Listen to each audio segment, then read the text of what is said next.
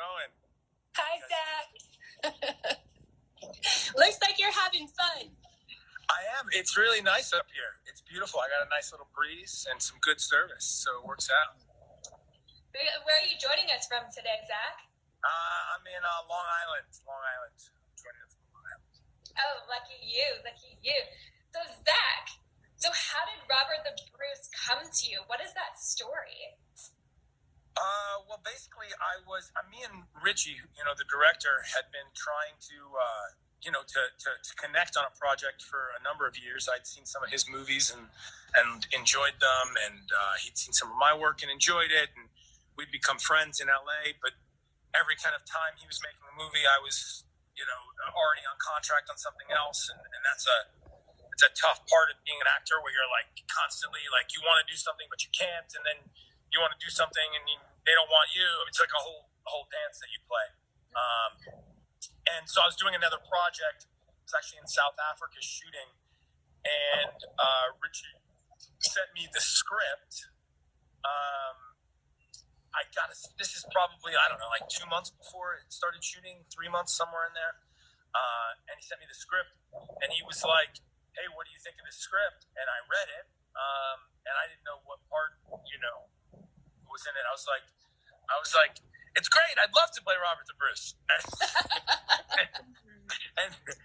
and he was like, "No, we have Robert. We're looking for this part." And I was like, "Great. I'd love to play that part." I wasn't really, with independent movies, you're never quite sure whether they're going to happen or not. That's just part of, like, as an actor, you experiencing it so many times. Like, you're like, yes, I'd love to make that movie when it's time, when you actually need me to be there. A lot of times they need, like, other people early on to make movies, and not necessarily an actor. They're trying to get it made and trying to get it happening. So he was in that stage, and he was like, "It's going to happen." And I was like, "Cool, I'm excited." And sure enough, I finished the project I was on, and I think there was like 2 weeks or a week or something between them. And there was like contracts, and like we were going to be making the movie. And I was like, I'm so excited. And Richie was like, "So, mate, we haven't talked about accent. But it's all Scottish." I was like, "Of course I know a Scottish accent. I've been working on a Scottish accent since the mid-'90s. And he was very excited about that. And I literally showed up in Montana, I think, just days before I started shooting, and actually worked. Shores was an amazing person to have there, because I think everyone was a little bit, there was just elements that they weren't sure about. Like, some people didn't know how to pronounce my character's name. Like there was things like that that were difficult in film production, where he was super helpful, and he actually gave me a lot of confidence in what I was doing, because I was like, "All right, there's a Scottish person here.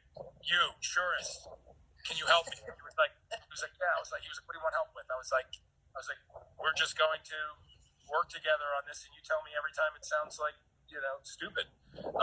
And he drilled me a lot on stuff, and we just kept kind of working towards it. And I'm very proud of how the movie came out. It's really, really a beautiful film.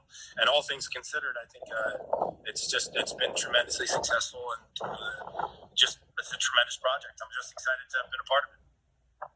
Oh my goodness! Well, how do you pronounce your character's name? Well, so there are a couple of different people who have yielded their opinion on that. But for the movie's purpose, it just went on as Brenda. Was the name that was how it got pronounced. And some of those elements in movie making, I'm kind of familiar with from past period pieces I've done, where everyone's very opinionated about specific. Like on Black Sails, most of the people on the project were English, and I was an American doing an English accent. But then there were names of things that are not English words, but are words from the New World. And so, like, there was confusion on how to say the island of Nassau. a lot of the English actors wanted to call it Nassau, or some sort of version of that. And so, I've learned how that goes, and you do your best, and you figure out the consensus, and then sometimes in ADR you change it. That's incredible. And you've done a lot of different types of accents: Russian, Romani, various different types of American diasporas. Yeah, I've done a lot. I think some actors don't like to work in accents. Some do. I think I'm one that does. I've learned early on in my life that I'm what they call phonically sympathetic.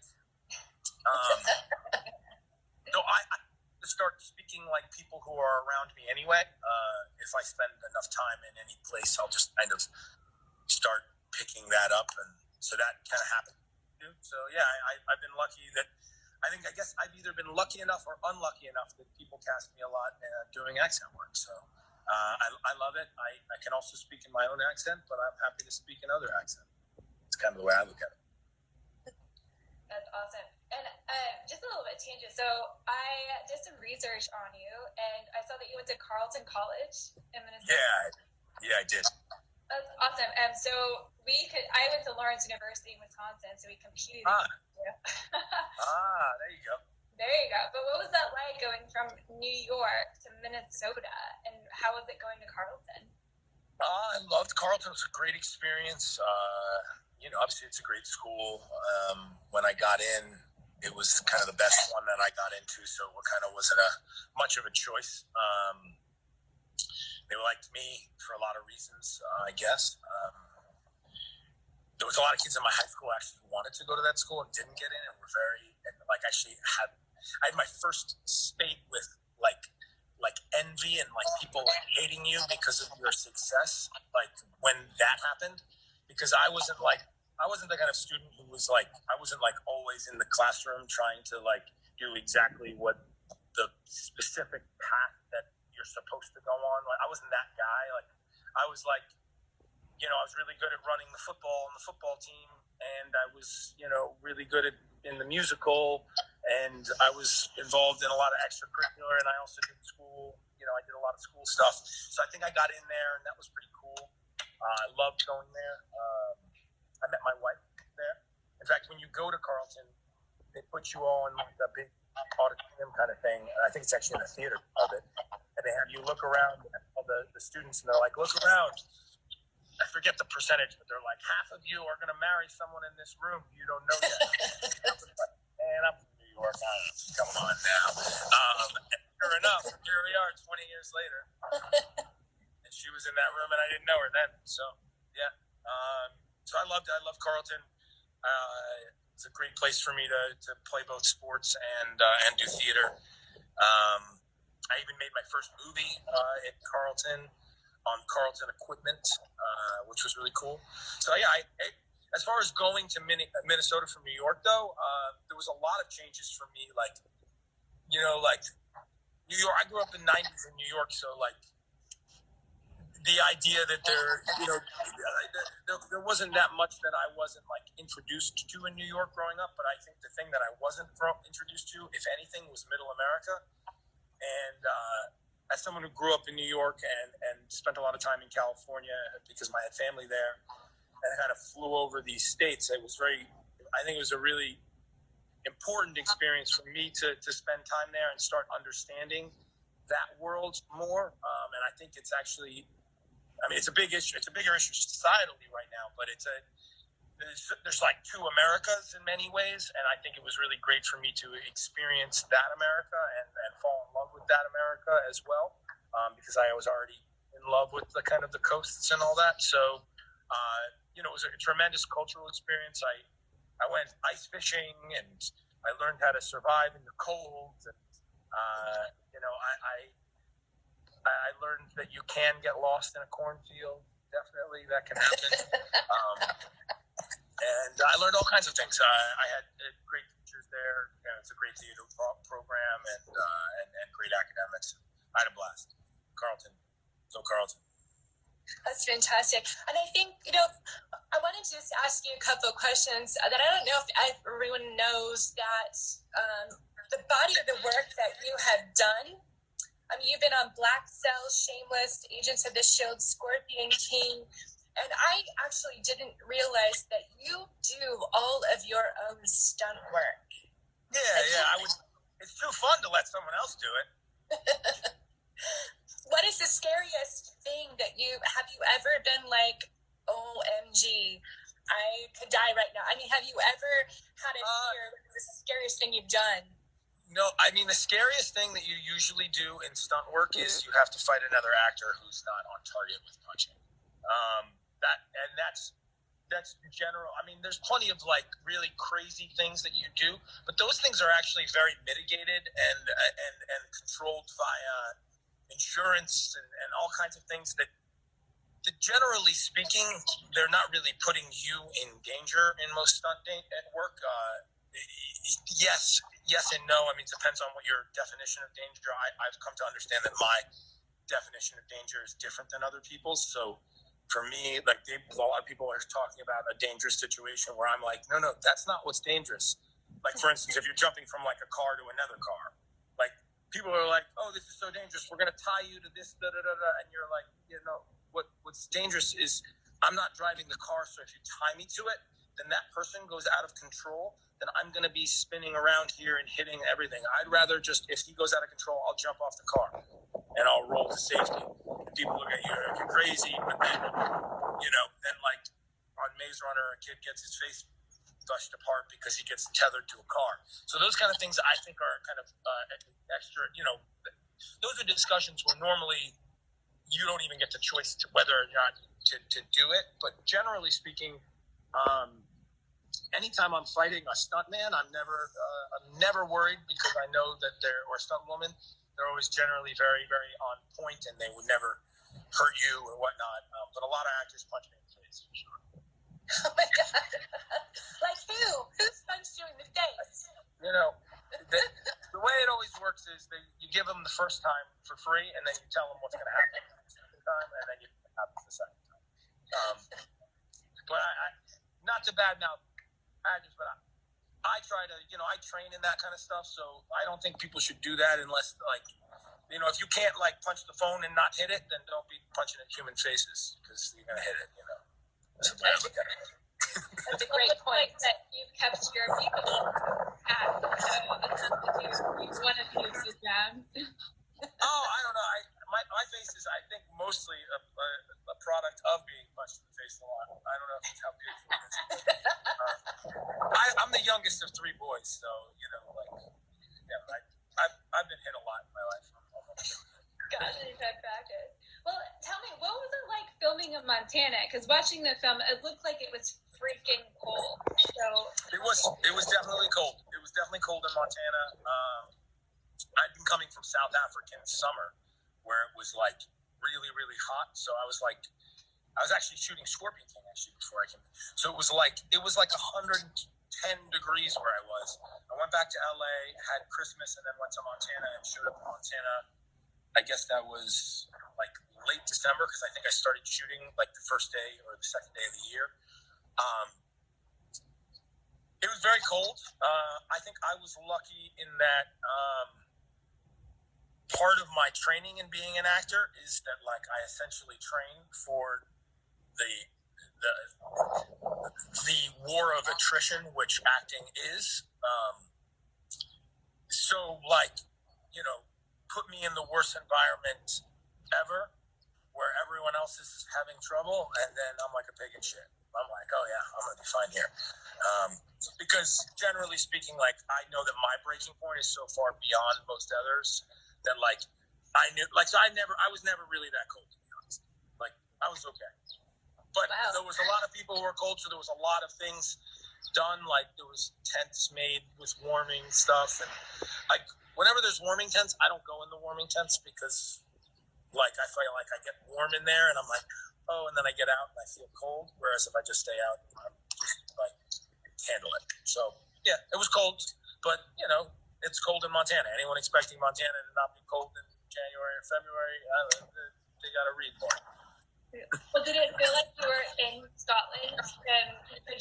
into character because it felt like it, or what was that? Well, I think that environment can always aid your character because it always gives you something to use. Where you may not have much to do in a particular scene, struggling with an environment itself can be something to do.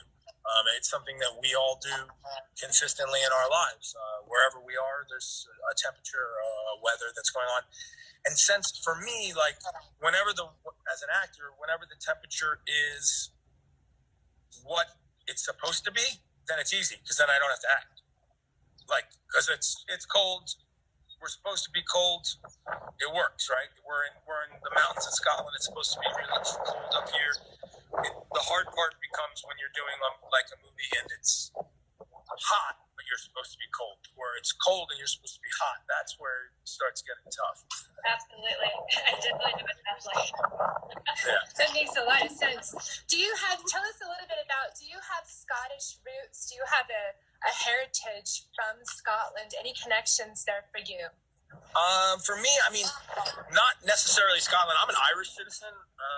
I'm a dual citizen, American and Irish. And according to Joris Wallace, the Mcgowans of Ireland actually are of Scottish descent and came to Ireland to help fight the English in Ireland many moons ago and whatnot. So in that way, I felt that connection that he kind of let me know. But I've always felt a connection to all things Celtic. Growing up, I grew up in an Irish bar in New York City called Mcgowan's that my family ran. So it was, and having been to Scotland and been to Ireland, they're obviously very different, but they're also very similar. There's a lot of similar cultural elements to it.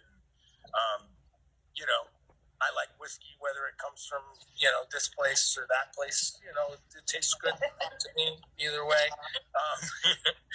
So yeah, I definitely do have a big connection to that culture. And specifically, I think,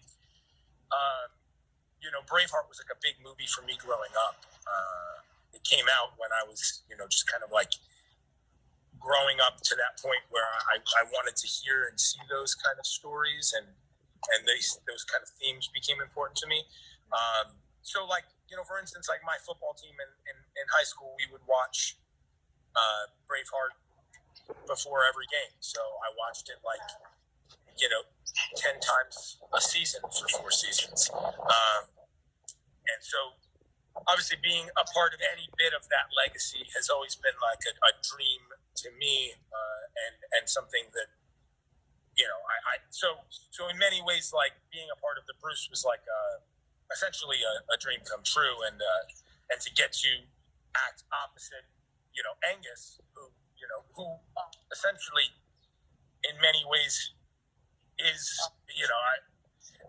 it's hard to actually say who Braveheart is actually a story about. In some ways, when you watch it, he's narrating the tale, following the king. You're watching William and whatnot. So either way, it was great to be a part of that, and I think I've always felt a connection to that world. I've always kind of, amongst my friends and family, they always joke that I was born in like the wrong century time. And I always feel that way a lot, so to me, it's not that, like, a lot of people are like, oh, how do you delve? I'm like, all I have to do is stop pretending to be this guy. That is you. Yeah, so I fall easily into the kind of warrior stat things, because, I don't know, maybe I'm reincarnated, I don't know, something like that. No, that's lovely. And I know, my family comes from the north of Scotland, and I have so many family members in connection there, and we've been talking with people about this movie, Robert the Bruce, and I feel like for the Scottish people, it's been very special. They've been very touched by this film. It was shown in Glasgow, and people came out. I was there when it was in Glasgow. The people were in tears, I guess, and very emotional about it, and the Scottish people were very touched by what you all did in this film. Well, it was as Richie likes to say, it was a love a love note to Scotland, I think. And anytime you do something like this and it gets embraced by the actual communities that are involved in these tales and in these histories and in these stories, there's an added, there's just something added to that. There's nothing worse than you're making a movie about Scotland and the Scottish are rioting about you in this movie, and you're like, well, I'm just trying to make art. What can you do? Well, we are so incredibly honored to be talking with you about this film today and getting to know you a little bit more and about your work and everything that you're doing. And we really hope to see you, if you're in Los Angeles, at Scott Week. We would be our special honored guest. I absolutely would love to come to Scott Week. If it's next April, I mean, who knows? As long as if you're allowed to hold Scott Week next April, then I will be there, because then that means that the world is reopened and we're actually allowed to do it. And I mean, short of me being out working or something, but I live in Los Angeles, so I'm happy to come on by. That would be fantastic, and I'll hand you my bagpipes and you can play a little bit. I will. I'm not going to promise anything other than that I am willing to give it a try, even if I might get COVID from doing it. But I don't know if that's a good idea, but I'll make sure they're ready to go, and if you could just sign them afterwards, I'd be so grateful. I shall. Zach Mcgowan, thank you so much for being here with us today. We will